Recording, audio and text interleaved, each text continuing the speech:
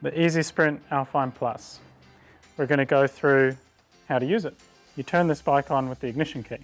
You've got to turn the display on for it to come to life. The button on the bottom right is the one you need. Hold that down for a couple of seconds and then you see the screen fire up. There's a battery gauge on the top right. As you lose the green lights and get into the yellow and red, your battery's running out. A fully charged battery will be around 41 volts. It'll be empty at about 32 volts to 34 volts. The speed is showed in the center, and you can see various things by pressing the menu button, like how many kilometers you've done this trip, your riding time, and the average speed of your trip. The lights will turn on with the bike. When you want to turn the lights off, you simply turn the bike off. You've got control over the plus and minus button here, and changes your power mode from 1 all the way to 5. The throttle's here on the left-hand side. Most people on a sprint will use the throttle to get off to a start. Gives time for them to find their feet, get their pedaling motion steady, then let go of the throttle, and their pedaling and the power setting they've chosen then takes over. The eZee Sprints have internal hub gears. That means the gears are housed inside the rear hub. You can shift when you're not pedaling and not moving. That's quite handy if you're at a standstill, find yourself in the wrong gear, no problem. Click, click, and off you go. When you want to shift gears while riding, just a quick pause in your pedaling, shift a couple times or however many times you need, and then start pedaling again. On a bike like this, with hub gears and a throttle, you can even shift easily while going up a steep hill. You stop pedaling, hold onto the throttle to let it keep the momentum, quickly do your shifting, and then start pedaling again. The bike has front and rear brakes. The right hand is the front brake, the left hand's the rear brake. The eZee Sprint Alfine Plus also has a walk mode. You get down to power level 1, start holding the minus, and the bike starts walking. You let go, and it stops. That's quite handy if you're trying to get up a steep driveway or some area that you're not confident riding. The bike has 2 keys, and we connect them with a bungee cord. The first is the battery ignition key. You switch it to off and pull it out. This means that people can't remove your battery. Then you deal with the wheel lock.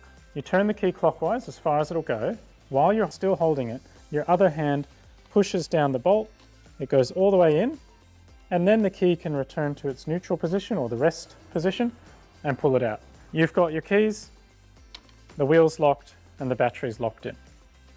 If you're also using the plug-in chain, then you would have put this around a pole or another bike or immobile object, back through itself, and simply plug it into the opposite side of the wheel lock from the key. And now the wheel is locked, the bike is locked with this chain to a pole, and the battery's locked in.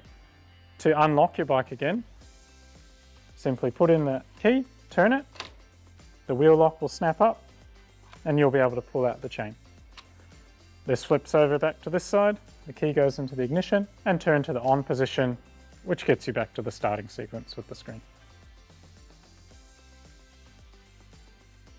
The eZee Sprint's battery can easily be removed for charging, or you can charge straight into the bike. There's a lever under the saddle here.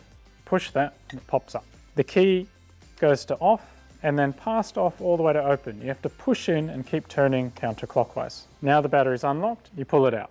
It weighs about 4 kilos, so you need to give it a good pull. And then you can charge straight into the slot here. Putting it back in, you line it up, slowly put it in, give it a little push, click down, and you can turn the key back to on. The eZee Sprint comes with a battery charger that you simply plug into the main AC outlet. Most of them will have a red and a green light. You plug this end into the battery, flip the little cover up, plug the plug in, and then it'll go to showing 2 red lights. This means it's charging, and it'll go back to showing just 1 green light when it's full.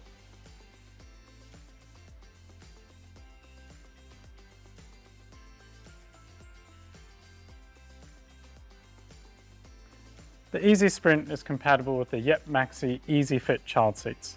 The square here is the Easyfit window.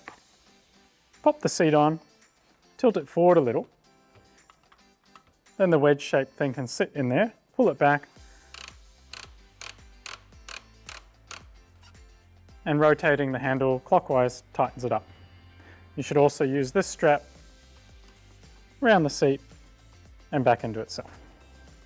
To remove it, undo the strap, push the red tab in as you turn the knob anti-clockwise, tilt it forward, and lift it out.